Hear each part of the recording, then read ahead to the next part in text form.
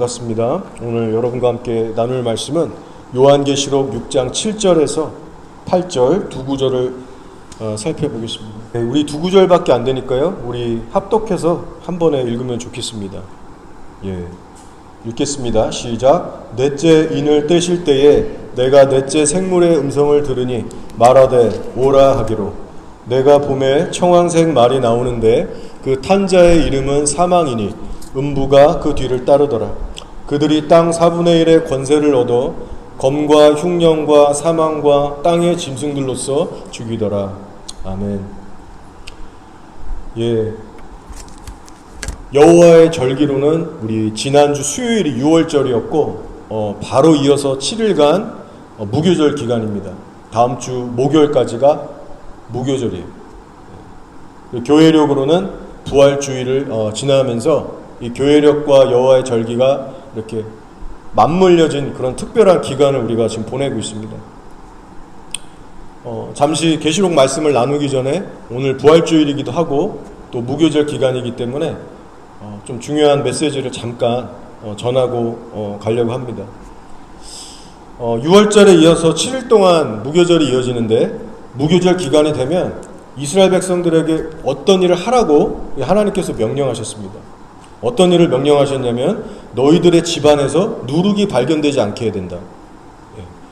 이 무교절의 7일 기간 동안 집안에 있는 누룩들을 다 제거하라고 하셨어요. 그럼 이것이 오늘날 예수님 안에서 어떤 의미가 있어요?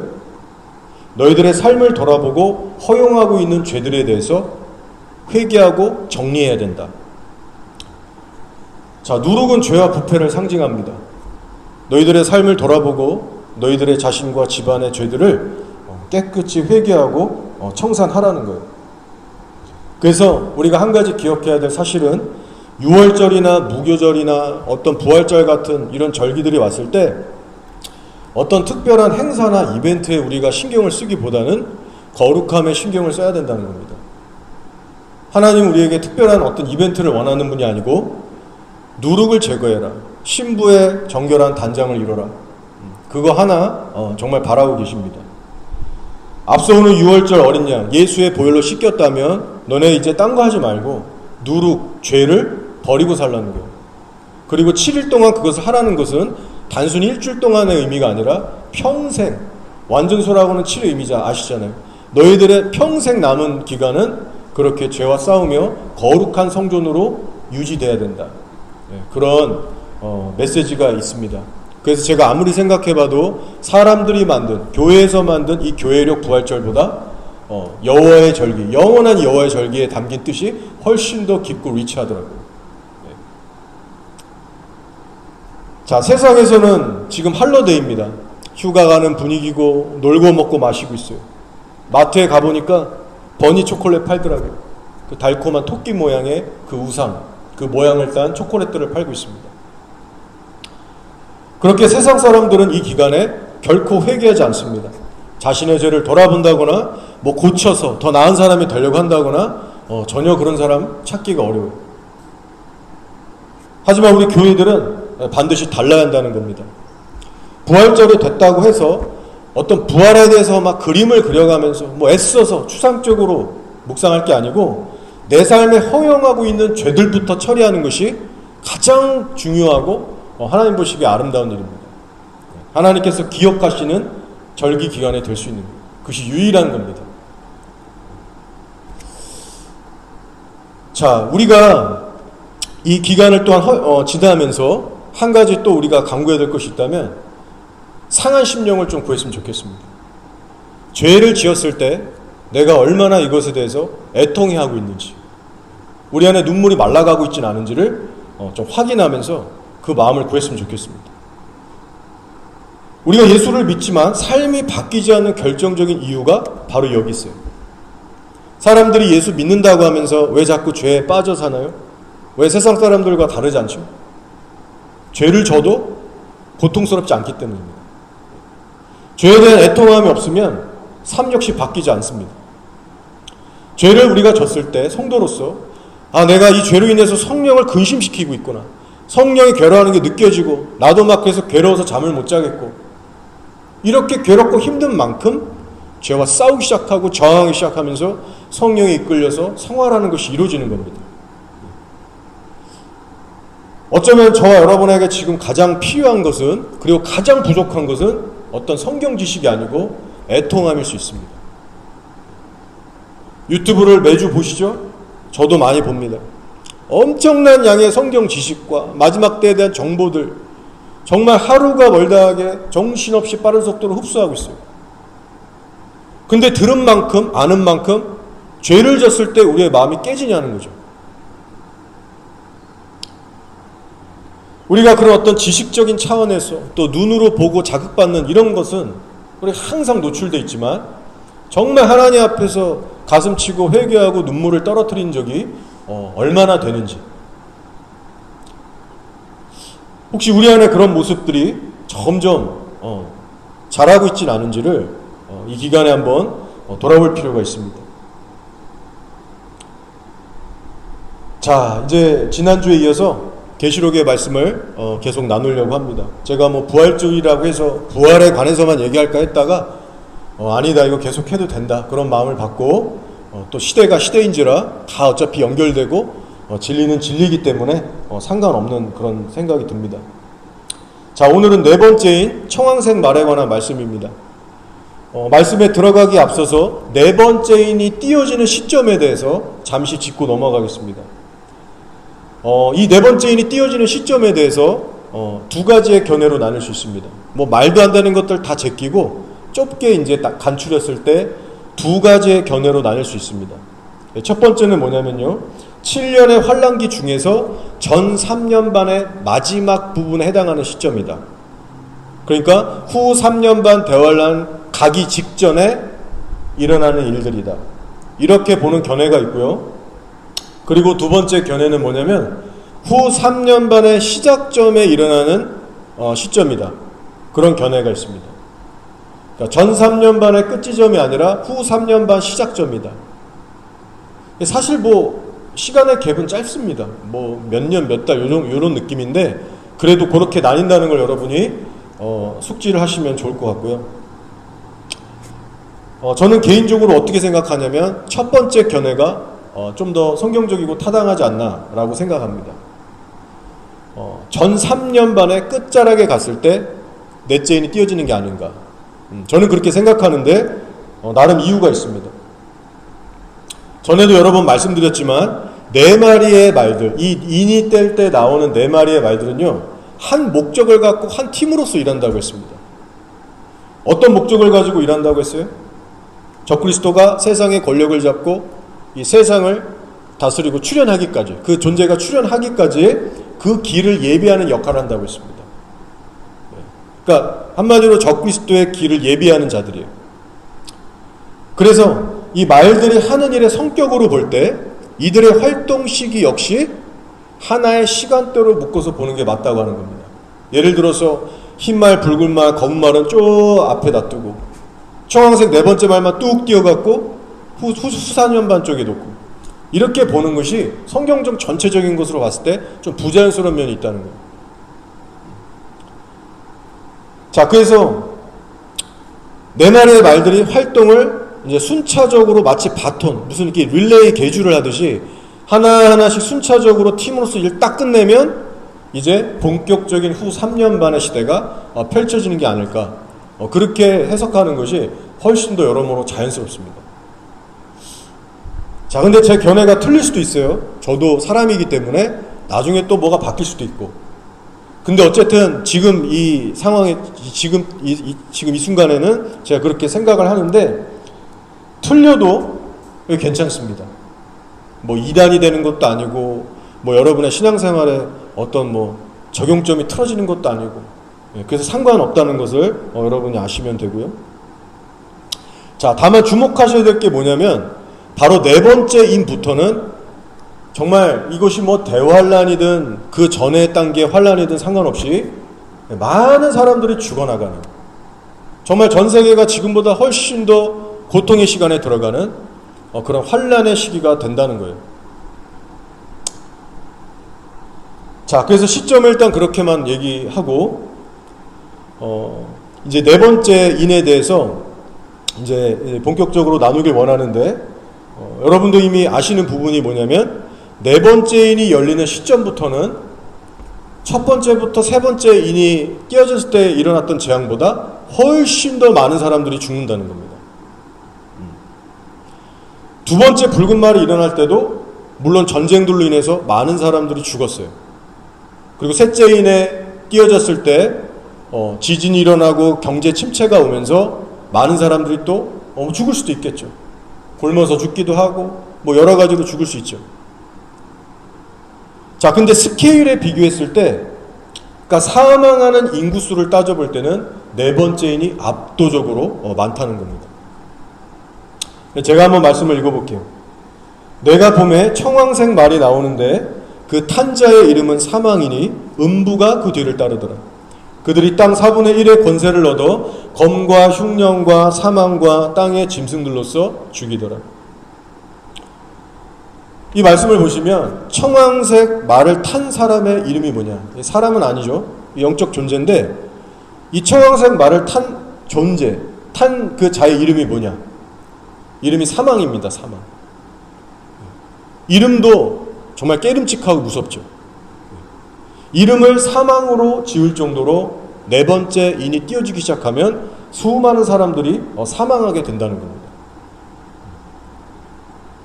그리고 말의 색깔을 보시면 그 사망이라는 이름에 걸맞게 시체 색깔이에요. 시체 색깔. 자, 청황색을 헬라어로 클로로스라고 합니다. 클로로스라고 하는데 어떤 색깔을 의미하냐면 좀 여러 가지 표현들이 있어서 제가 여러 개를 가져와 봤는데 이런 느낌입니다.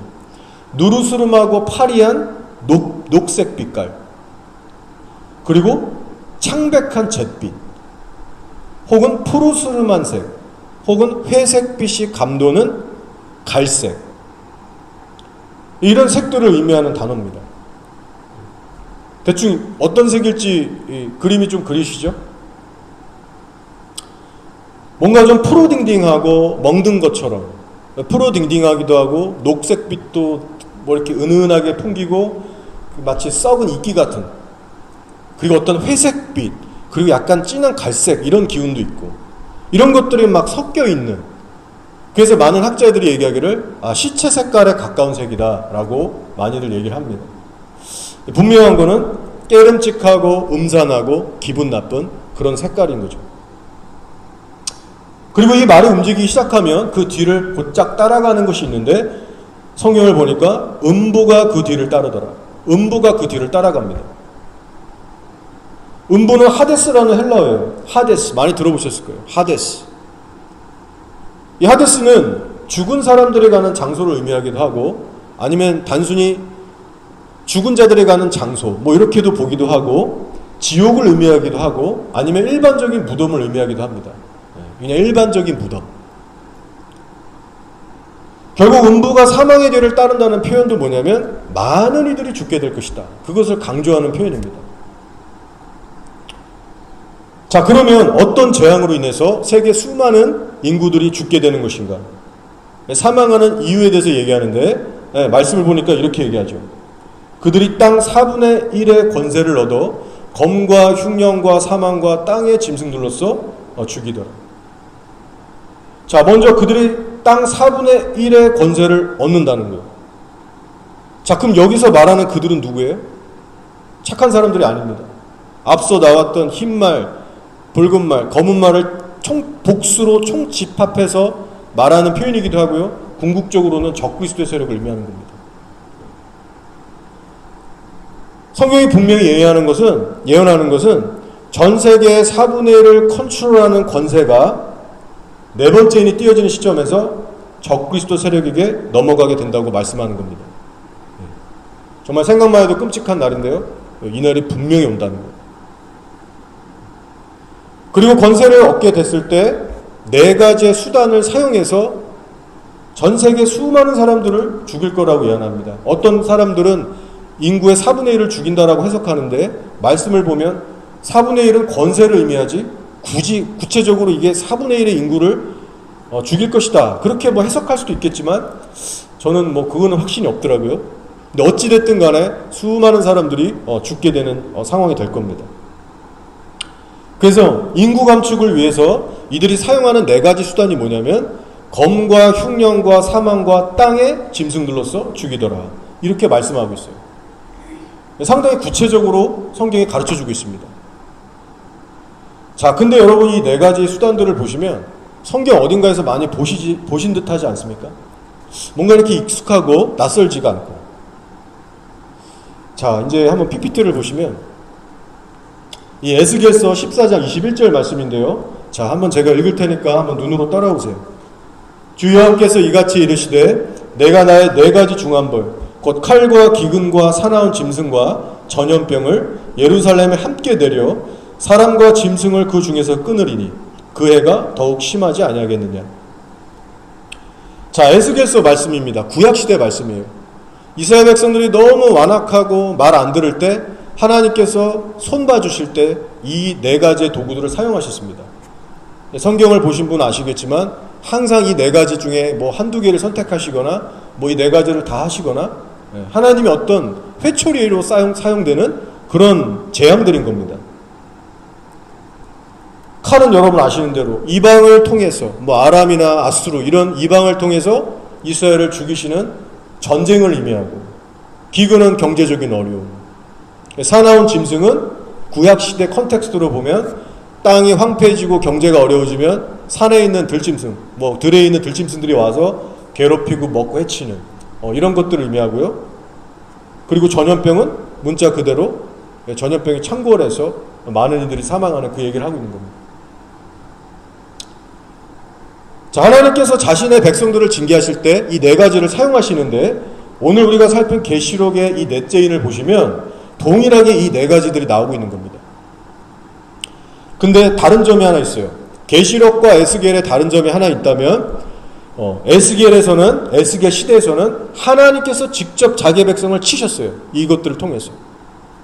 근데 계시록의 넷째인이 띄어질 때 이 네 가지 수단이 나오는 거는 적그리스도의 세력에 의해서 사람들이 멸망당하는 겁니다.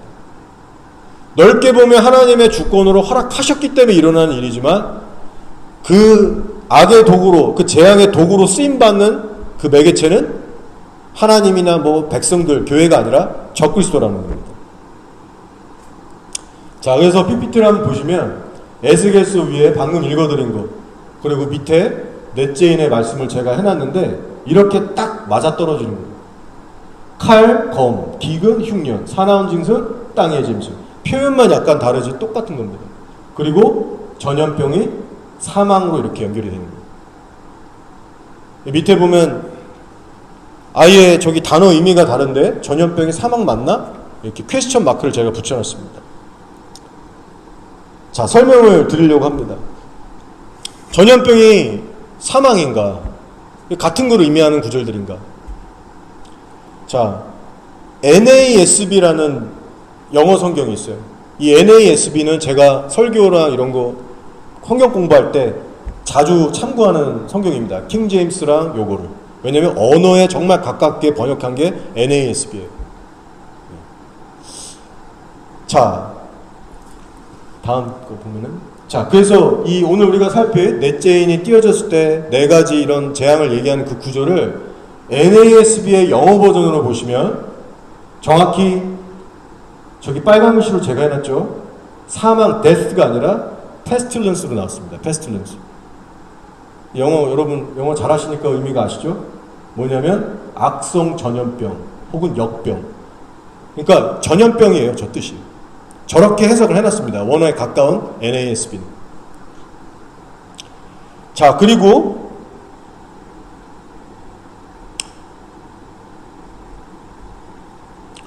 원어를 또 보시면 밑에 제가 적어놨어요. 타나토스라고 하는 단어입니다. 저기 사망이라고 우리 한글 성경에 번역해놨는데 사망의 원어를 보니까 타나토스라는 단어인데 뜻이 뭐가 있냐? death, 사망도 있고, 근데 그것만 있는 게 아니라 pestilence, plague, 전염병도 있다는 거예요. 그래서 이 한국 성경으로 번역을 할 때 사망을 그냥 선택한 겁니다. 근데 우리가 얼마든지 이런 컨텍스트를 보면 전염병으로 볼 수 있고, 특히 구약의 전체 이런 맥락을 봤을 때, 에스겔서와 비교해보고 전체를 봤을 때 여기서 말하는 사망은 전염병이구나라를 우리가 알 수 있어요. 자, 정확도를 위해서 한 군데 더 살펴보겠습니다.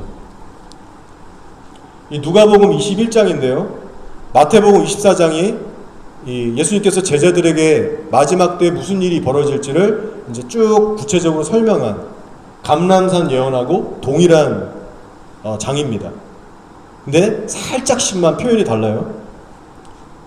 이런 순서로 가는 거예요. 그들이 물어 이르되 선생님이여 뭐 징조가 있겠습니까? 그때 예수님이 처음에 흰말 미혹 말씀하시고, 그러면서 난리와 소요의 소문, 여기서 난리는 전쟁을 얘기하고요.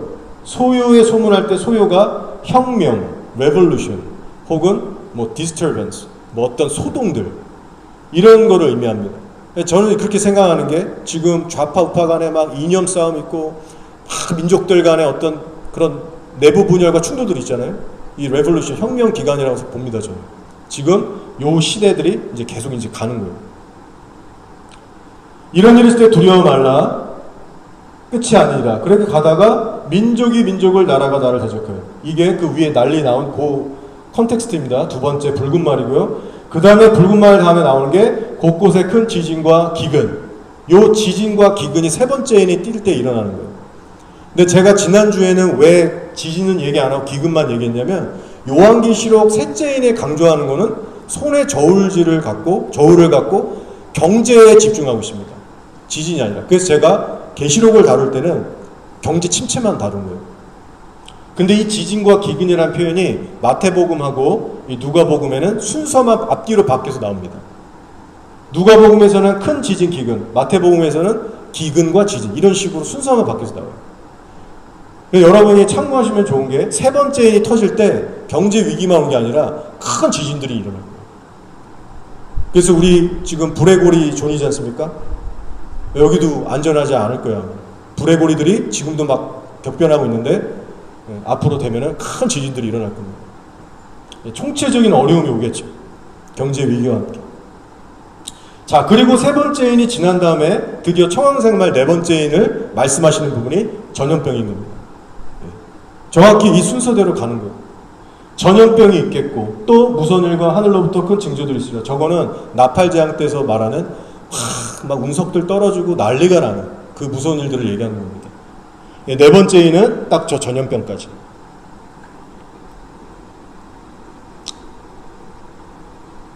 자, 그래서 결론입니다. 정리를 하면 누가복음, 마태복음, 계시록을 이렇게 서로 비교해서 보시면 서로 보완이 되면서 어떻게 결론을 내릴 수 있느냐. 바로 네 번째 인에 나오는 사망이라는 것은 곧 전염병을 말하는 것이구나. 사망은 곧 전염병이다라고 우리가 결론을 내릴 수 있습니다. 그래서 정리하면요, 적그리스도의 세력이 땅의 4분의 1의 권세를 얻은 후에 이렇게 얘기할 수 있어요. 전쟁과 경계 침체와 전염병과 그리고 땅의 짐승들로 많은 이들을 죽이더라. 이렇게 해석할 수 있습니다. 자, 근데 땅의 짐승들은 뭔가 솔직히 좀 잘 와닿지가 않으시죠? 그래서 이 부분을 마지막으로 잠시 좀 더 살펴보겠습니다. 자, 전염병 뒤에 나오는 땅의 짐승들은 무엇인가? 에스겔서 구약시대 배경에서는 그게 실제 날짐승을 얘기한다고 했어요. 뭐 하이에나든 곰이든 뭐 사자, 늑대든 승냥이든 실제로 그런 일들이 있었고, 걔네들이 막 부시에서 나오기도 하고, 막 선지서들 보면 막 잡아먹잖아요. 선지서 곰도 나오고 사자도 나오고. 구약시대에서는 문자 그대로 해석하면 됐습니다. 자, 근데 계시록에 나오는 넷째 인에 나오는 이 땅의 짐승들은 실제 동물들을 얘기하는 게 아니에요. 그렇게 해서 해석하기에는 너무 무리가 있고 부자연스럽습니다. 그래서 이것은 상징적으로 접근을 해야 돼요.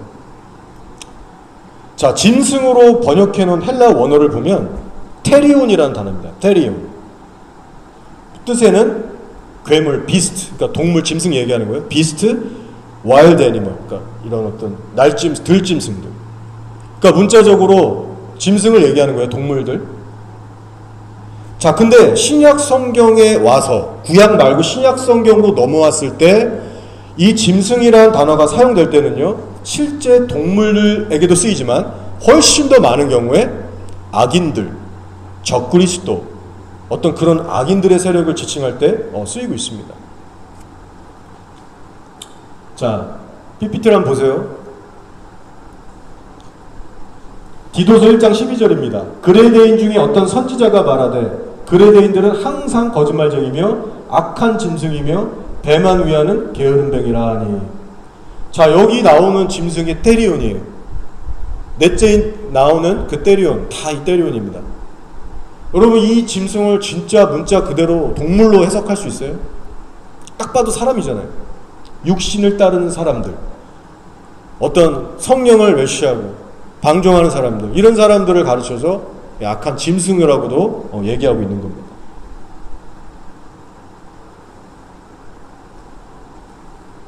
자, 다음 PPT 보시면 참고로 신약 성경에서 짐승이라는 단어가 가장 많이 나오는 책이 요한계시록이에요.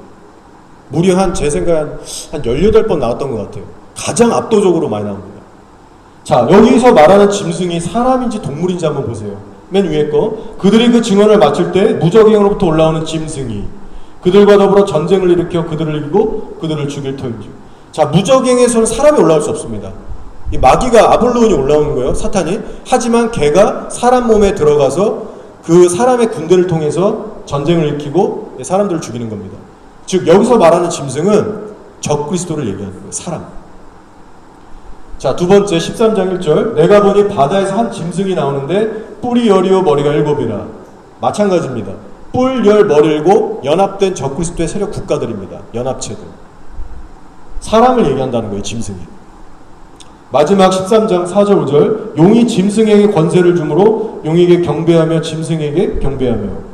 또 짐승이 신성모독을 하는 말을 막 3년 반 동안 하죠. 적그리스도를 얘기하는 겁니다. 그 세력들, 사람들. 자, 그래서요, 정리하면은 계시록 6장 8절을 쉽게 번역하면, 총 정리하면 이렇게 들려줄 수 있습니다. 그들이 땅 4분의 1의 권세를 얻어 전쟁과 경제 침체와 전염병과 적그리스도를 따르는 자들을 통해서 많은 이들을 죽이더라. 이렇게 번역할 수 있는 겁니다. 참 끔찍한 일인데 이것이 이들의 아젠다고요.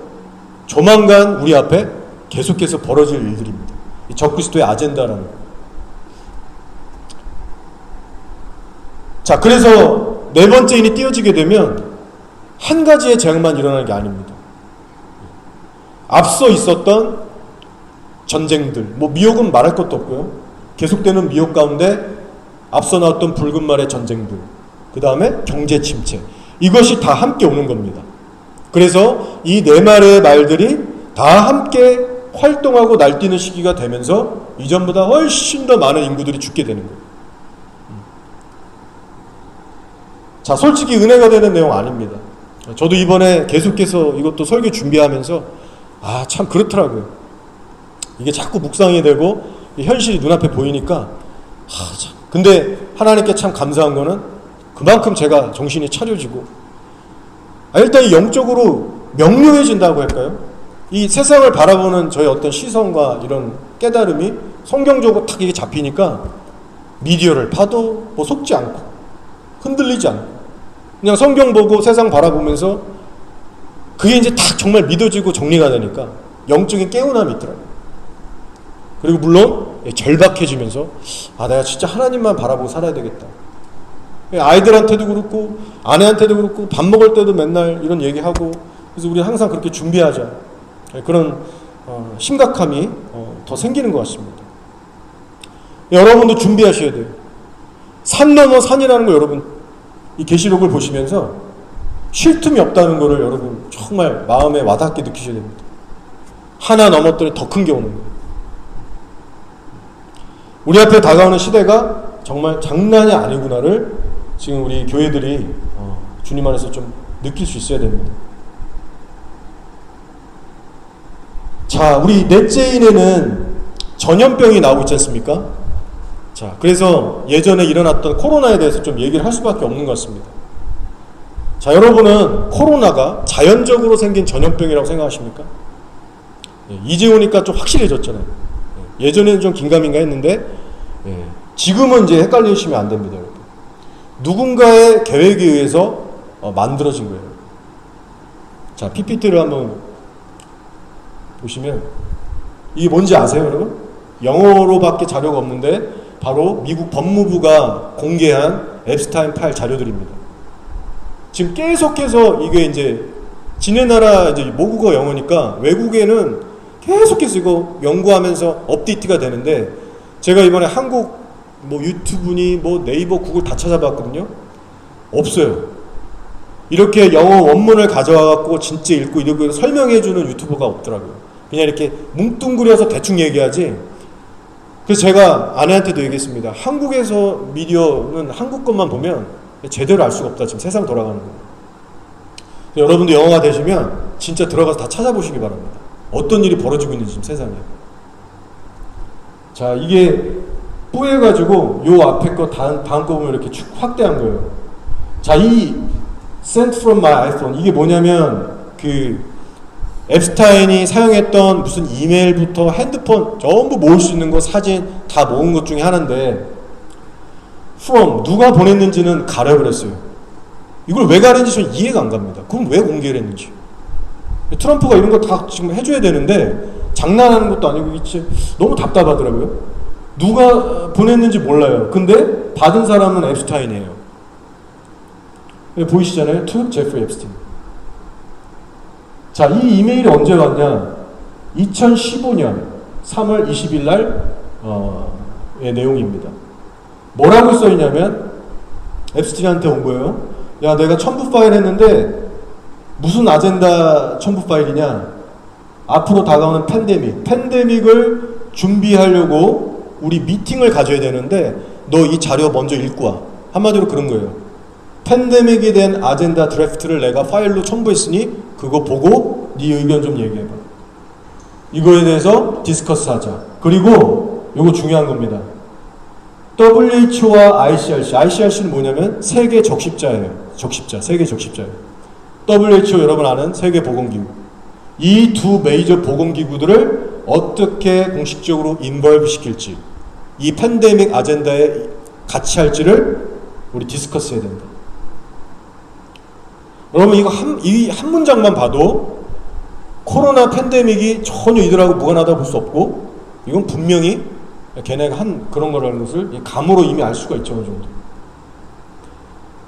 자, 이거는 제프리 앱스틴이 얼두스 메리라는 데 보낸 거예요. 이 메리라는 여자는 누구냐? JP 몰건이라는 회사가 있어요. 금융회사. JP 몰건은 로스차일드가 키워준 마치 그 아들, 어떤 그런 밑에 있는 그런 급의 엄청난 그 딥스 세력입니다. 로스차일드, JP 몰건 다 그쪽 딥스 세력들이에요. 시온주의자들입니다.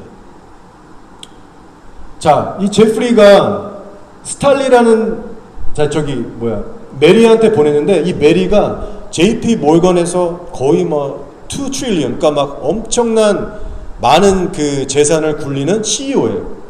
그 사람한테 대표로 보낸 겁니다.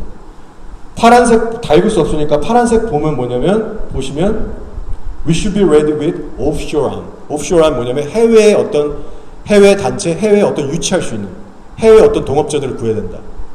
뭐를 위해서? 특별히 백신을 위해서. 백신 만들어야 된다고 그래요. 그래서 밑에 아웃라인을 보낸 거예요. 1, 2, 3, 4 해가지고 이걸 어떤 식으로 점진적으로 이걸 실현시킬 수 있을지.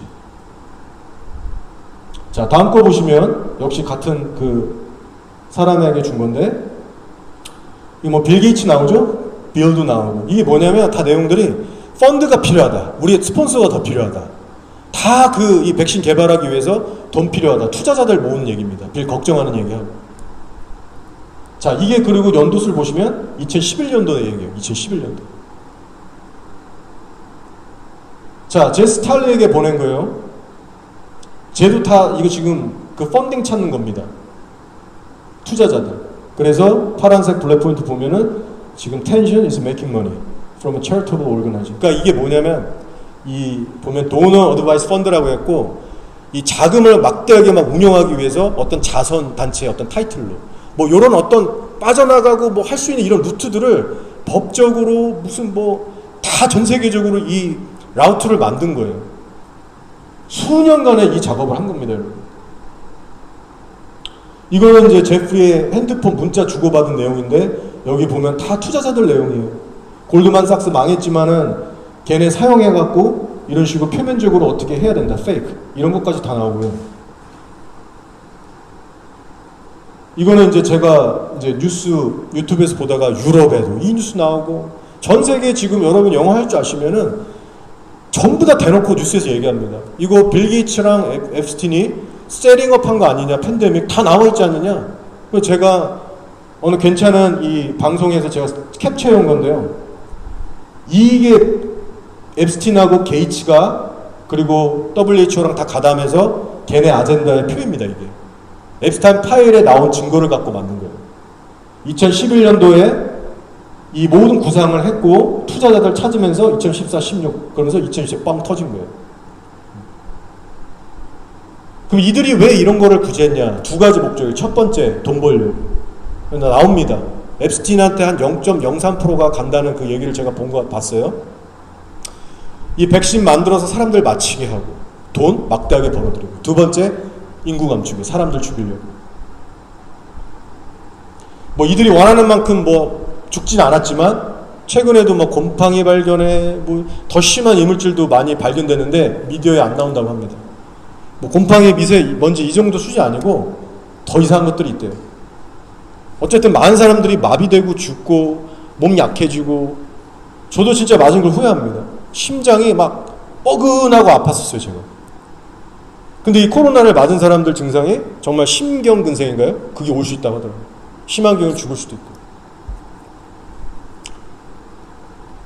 자, 여러분, 이게 제가 그냥 뭐 어디서 짜집게 해갖고 하는 게 아니고 저는 정말 그렇게 생각해요. 하나님이 이 앱스타인 파일을 어떻게든 트럼프는 싫어했지만 정말 막으려고 했지만 이걸 강제로라도 풀게 하신 거예요. 그리고 교회들에게 알라고 하시는 겁니다. 계시록이 풀리는 거예요, 여러분.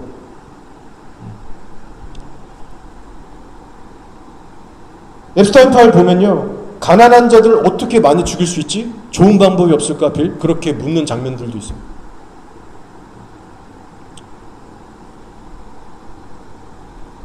자, 음모론이 아니라는 것을 여러분 아셔야 됩니다. 그럼 한번 우리가 생각해 봐야 될 것은요, 이와 같은 배경, 정황을 우리가 알게 됐는데 과연 코로나 하나로 끝이 날까요? 과연 코로나 이번 한 번만으로 이들이 접을까? 저는 그렇게 생각하지 않습니다. 반드시 의도적으로 많은 전염병들이 또다시 계속해서 나올 가능성이 너무나도 높다는 거예요. 코로나로 첫 실험을 해보면서 수많은 사람들이 어떻게 반응하는지, 그리고 어떻게 실제로 통제가 이루어질 수 있는지, 전 세계가 어떻게 반응하는지를 데이터로 다 경험을 쌓은 거예요. 이걸 토대로 해서, 그리고 이미 코로나 때 깔려진 인프라스트럭처를 통해서 이제 자기들의 뜻대로 더 강력하게 해나갈 수 있는 겁니다. 그래서 네 번째 등장하는 이 넷째인이 띄어질 때 나오는 이 사망, 전염병이라고 하는 것도 자연적으로 생기는 전염병이 아니라 적그리스도 세력에 의해서 의도적으로 만들어진 그런 전염병으로 우리가 얼마든지 볼 수 있다는 겁니다. 말씀으로 봐도 증명됩니다. 그들이 땅의 4분의 1의 권세를 가지고서 전쟁, 경제, 침체, 전염병, 그리고 땅의 짐승들로서 죽이더라. 자, 여기에 이런 일들을 일으키는 주체가 나와요. 주어가 누구냐? 그들, 적그리스도 세력입니다. 4분의 1의 권세를 손에 쥐고 나서 전염병으로 사람들을 죽이기 시작한다는 거예요. 여기 나오는 네 가지 재앙들은 우연이나 자연적으로 생기는 일들이 아니라고 성경이 말씀하고 있는 겁니다. 그들이 하는 거예요. 그들이. 앱스타인 파일이 공개되기 전까지는 야, 그거 너무 음모론 아니냐? 에이, 너무 그렇게 빠지지 마. 무슨 말 할 거예요, 지금. 제가 이거 계시록 공부하면서 자료를 찾아보는데 솔직히 계시록을 이렇게 전하는 한국 목사님들이 많이 없더라고요. 너무 이상한 사람들이 많아서 들을 것도 없는데 몇 분께 듣다가 그분이 막 자신있게 얘기하더라고요. 코로나 맞으세요. 이거 아무것도 아니라고. 이게 무슨 뭐 666 아닙니다. 이러면서 확 적극적으로 권장하시더라고요. 그 사람은 이제 이 앱스타인 파일 나오고 나서 이제 좀 부끄러워지셨겠죠. 우리 정말 이제 정신 차려야 될 때입니다. 자, 이제 다음 PPT인데요. 일루미나티 카드 중에 왼쪽을 보시면 마켓 매니플레이션. 우리 셋째인 때 나눴죠. 검은 말을 탄 자가 손에 저울을 갖고 있다. 경제의 침체 붕괴를 이끌어내는 그런 일인데, 왼쪽에 보면은 저 피라미드의 전시안 있죠? 적그리스도의 세력을 얘기하는 거예요. 쟤네가 이제 패권을 잡고 마켓을 기만하고 조종할 것이다. 그리고 오른쪽은 뭐예요? 에피데믹. 팬데믹, 전염병을 얘기하는 겁니다. 전 세계에 창궐하는 전염병이 있을 것이고, 코어렌틴, 자가 격리가 이루어지게 될 거다. 우리 이거대로 코로나 있을 때 최초로 뉴질랜드에서 락다운 들어갔지 않습니까? 또 다른 카드인데요. 골이 뭐냐? Population Reduction, 인구 감축이다. 인구를 감축하기 위해서 이런 일을 한다는 것을 1959년 정도에 만들어진 책을 보고 만들어진 카드예요. 더 이상 무시할 수가 없는 겁니다. 앱스타인 파일이 나오고 드러나면서 이게 걔네들의 아젠다라고 하는 것이 드러나고 있는 거예요. 자, 이거 하나 보시면은 트럼프에 대한 PPT인데요. 오른쪽 밑에 보시면 이것도 앱스타인 파일에서 나온 내용입니다. 제프리 앱스틴이 빌 게이츠한테 보낸 이메일인데 날짜가 언제냐면 2016년 12월 20일에 보낸 거예요. 밑에 내용을 보면 뭐라고요? Come to visit the island. 우리 섬에 놀러와라. 빌 게이츠한테 얘기하는 거예요. 그리고 오른쪽에 뭐라고 해요? New administration people visiting. 이게 뭐예요? 새로운 정부가 우리 방문할 거예요. 2016년도 12월 20일에 보냈는데 며칠 전에 트럼프 대통령이 새로운 첫 대통령으로 당선될 때가 2016년 12월 며칠이냐? 8일인가 그럴 거예요. 예, 2016년 11월 8일에 트럼프 대통령이 처음으로 이제 당선이 됐고, 다음에 2017년도 1월 20일부터 이제 취임식에 이제 들어갔습니다. 그러니까 이 이메일이 언제 쓰여졌냐?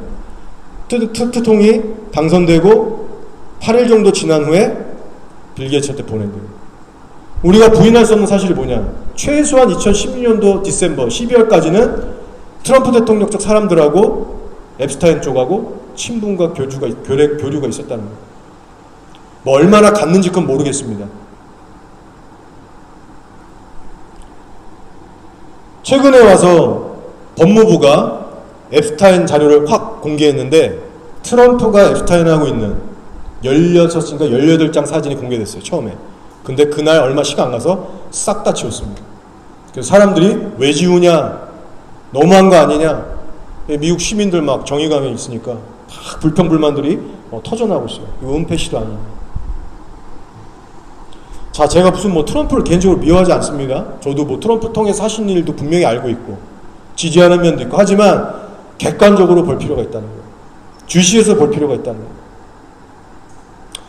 자, 트럼프가 과연 어디까지 앱스타인과 관련이 있는지, 그리고 앱스타인이 섬기는 자기의 주인이라고 수도 없이 로스차일드 단어가 나옵니다. 파일에.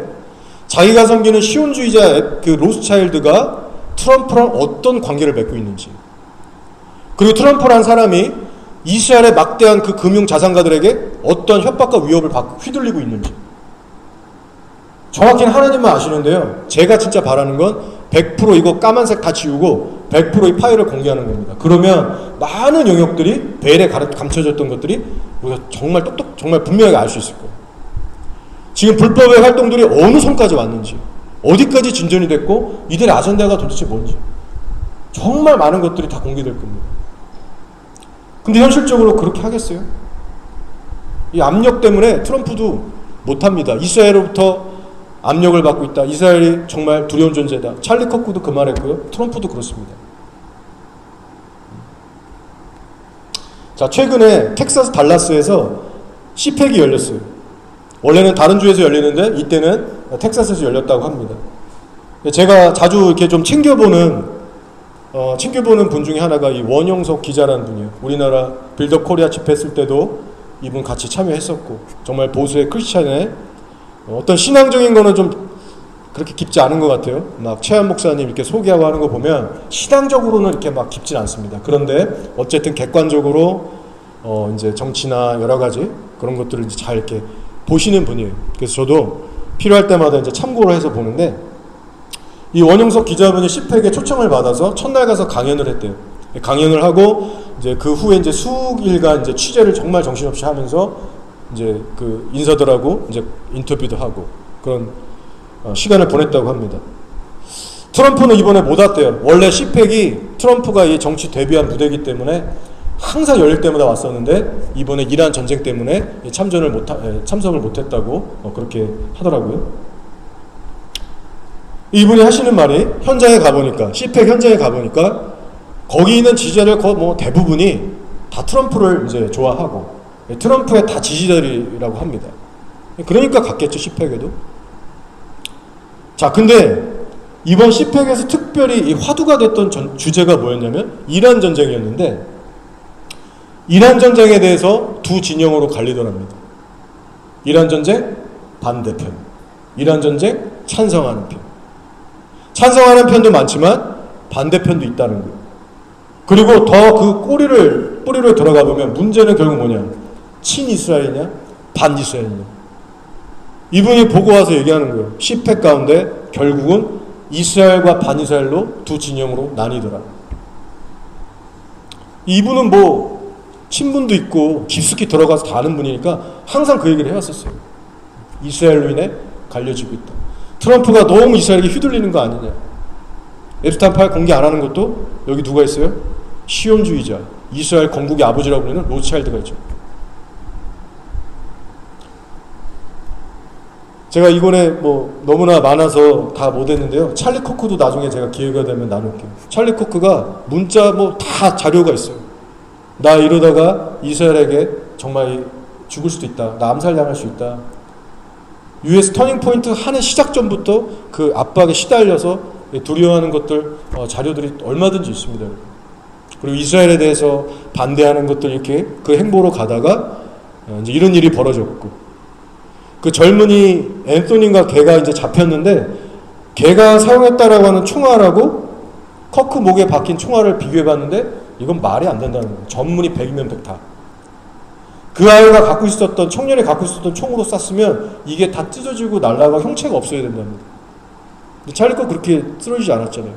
턱 그냥 이렇게. 찰리 코크의 암살이 이게 보통 일이 아닌 것 같다 해서 수사를 요청하고 하는데 FBI에서 막고 있어요. 하지 마라. 에리카 코크도 하지 마라. 그러니까 여러분, 이게 너무나 이상한 상황들이 너무나 많고요. 결국 뚫고 들어가 보면 그 뒤에 누가 있느냐.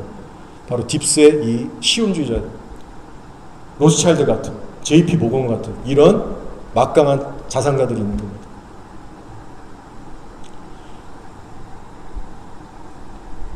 이번 CPAC에서 언급된 것 중에 또 하나가 뭐냐면, 왜 딥스테이트에 대한 세력에 응징이 없느냐. 앱스타인 파일 이렇게 나왔는데 트럼프 정부 왜 침묵하고 있느냐. 이거에 대해서 심각하게 사람들이 얘기하더래요. 저도 똑같이 그런 생각을 갖고 있습니다. 마가의 진영 안에 친이스라엘과 반이스라엘이 갈리고 있는 상황이고, 앱스타인 파일에 대한 호소들이 있다는 거예요. 자, 제가 지금 넷째인 얘기하다가 여기까지 왔어요. 코로나 얘기도 나오고, 앱스타인도 나오고, 트럼프도 나오고, 로스차일드도 나오고, 다 연결되는데 사실 연결될 수밖에 없어서 이렇게 말씀드리는 겁니다. 우리가 눈앞에 벌어지는 현실을 무시할 수는 없잖아요. 이 계시록의 말씀이 뭐 이건 이것 뜻이고 이건 이거고 이렇게 설명하고 그냥 지나갈 수도 있지만, 현실이 이렇게 일어나고 있고 앞으로도 그렇게 될 거고, 성경에 나온 세력이 바로 그 세력들이에요, 여러분.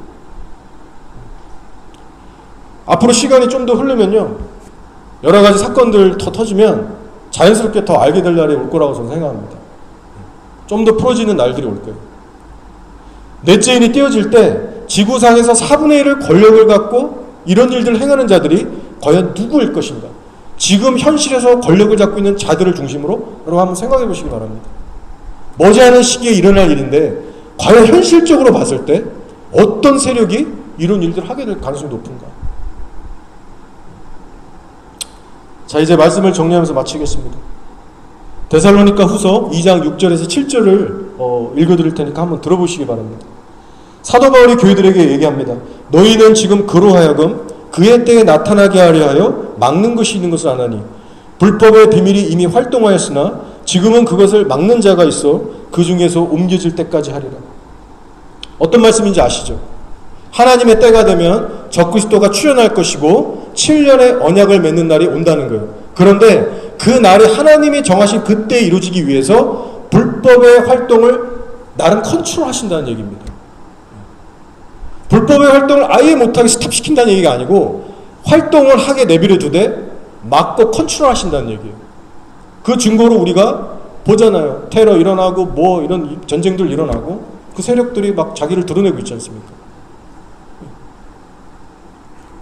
앞으로 하나님의 때가 점점 차갈수록 인이 하나하나씩 더 떼질 거고요. 성경에서 예언하고 있는 전쟁들, 팬데믹, 그리고 그 외 많은 무서운 일들이 우리의 현실로 다가오게 될 겁니다. 그리고 좀 더 가서 하나님의 때가 완전히 차면 마지막 한일의 대7년이 환란이 우리에게 오는 거예요. 여러분, 이렇게 무시무시한 정말 감당하기 힘든, 예수님께서도 내가 이 7년을 줄여주지 않으면, 7년으로 정하지 않으면 견딜 육체가 없다라고 하신 것처럼 정말 그런 환란 시대가 다가오고 있습니다. 계시록을 통해서 우리에게 미리 알려주기까지 했어요. 그럼 이제 우리가 하루하루 어떻게 살아가야 되겠습니까? 자, 마지막으로 누가복음 21장 34절에서 36절을 읽어드리려고 하는데요. 참고로 이 말씀은 예수님께서 이제 감람산 예언 주시고 나서 마지막 차원으로 이 결론과 적용점으로서 이 제자들에게 주신 말씀입니다. 그래서 오늘날 우리가 이 말씀을 들을 때 요거를 이제 적용하고 실천해야 되는 그런 결론의 부분에 해당하는 말씀입니다. 미혹이 있고 전쟁이 있고 경제기근이 있고 이렇게 쭉 얘기하시다가 결론 적용점으로 이렇게 주신 거예요. 너희는 스스로 조심하라. 그렇지 않으면 방탕함과 술취함과 생활의 염려로 마음이 둔하여지고 뜻밖의 그날이 덫과 같이 너에게 임하리라. 이날은 온 지구상에 거하는 모든 사람에게 임하리라. 이러므로 너희는 장차올 이 모든 일을 능히 피하고 인자 앞에 서도록 항상 기도하며 깨어있으라 하시니라. 이러고 마쳐집니다. 환란을 앞둔 세대, 특히 오늘날의 교회 시대들은 이 말씀대로 살아가야 합니다. 죄에 빠져들지 않도록 스스로 항상 조심해라. 방탕함과 생활의 염려에 빠져서 마음이 둔해지지 않도록 경계해라. 마음이 둔해지면 주의 날이 도적과 같이 임하고 너는 전혀 준비가 안 되었을 것이다. 다급해질 것이다. 그러니 깨어 항상 기도해라. 이 말씀이 얼마나 진리인지 모릅니다. 여러분, 마음이 둔해져 있으면 환난과 싸워 이길 수 있어요? 마음이 둔해져 있는데 예수를 선택하고 순교를 선택할 수 있습니까? 마음이 둔해지고 어두워져 있는데 말씀 따라갈 수 있어요? 다 불가능해지는 거예요. 환난을 앞둔 세대가 힘써 지켜야 할 건 돈이나 재산이 아닙니다. 어느 외딴 지역에 가서 초막집 짓고 사는 것도 아니고 지하 벙커로 들어가서도 안 되고요. 예수님이 가르치신 방법은 뭐냐? 늘 성령과 동행하면서 죄를 경계하고 항상 기도해야 된다. 환난을 앞둔 성도가 주력해서 해야 될 한 가지가 바로 이 거룩한 삶이라는 거예요. 다른 거 얘기하지 않습니다. 정결해라, 죄와 싸워라, 항상 기도해라. 그런 성도들에게는 하나님께서 도와주고 이끌어 주셔서 이 모든 일을 능히 피하고 인자 앞에 서게 하신다는 거예요. 근데 여기서 이 모든 일을, 환난을 피하게 한다는 건요, 너는 환난 겪지 마, 안 겪게 해줄게, 휴거로 슉 들려가는 게 아닙니다. 많은 잘못된 목사들이 이걸 휴거로 가르치는데 정말 아니고요. 환난을 이길 수 있는 은혜와 능력을 베푸시면서 모든 이 성도들을 승리로 이끄신다는 거예요. 말씀하잖아요. 위에서 이 일은 모든 지구상에 있는 사람들에게 임하리라. 교회 포함이에요. 이스라엘 포함. 따라서 우리는 환난을 걱정하고 두려워할 것이 아니라 예수님께서 가르쳐 주신 대로 이 말씀대로 내가 살아가고 있나 아닌가, 그것만 신경 쓰면 됩니다. 예수님께서 말씀하신 것처럼 늘 기도하고 순종을 배우면서 성령 충만을 유지해 가고 있다면 여러분 정말 환난에 대한 대비를 잘 하고 계시는 겁니다. 크게 걱정하실 필요 없어요. 여러분이 이 말씀대로만 하루하루 사시면 나머지는 하나님이 책임지시고 인도해 가실 겁니다. 여러분 잊지 마시기 바랍니다. 세상을 이기시고 정복하신 예수의 영으로 충만할 때만 우리 또한 세상을 이길 수가 있습니다. 무릇 하나님께로부터 난 자마다 세상을 이기느니라. 세상을 이기는 승리는 이것이니 우리의 믿음이니라. 그러나 여기서 말하는 믿음은 입술로만 주유주하는 믿음도 아니고 세상과 양다리 걸치는 미적지근한 믿음도 아닙니다. 세상을 이기는 믿음은 성령 충만한 믿음을 의미합니다. 따라서 여러분도 세상을 이길 만한 믿음을 준비하시면서 지금부터 부지런하게 준비하시기 바랍니다. 현재 미래 일들을 깨닫고 분별하는 데만 그치지 마시고 정말 저 여러분 모두가 예수님의 말씀을 따라서 정말 성령을 사모하면서 그분 안에서 살아가는 그런 경건의 능력을 갖춘 자들이 되기를 예수 그리스도의 이름으로 축복합니다.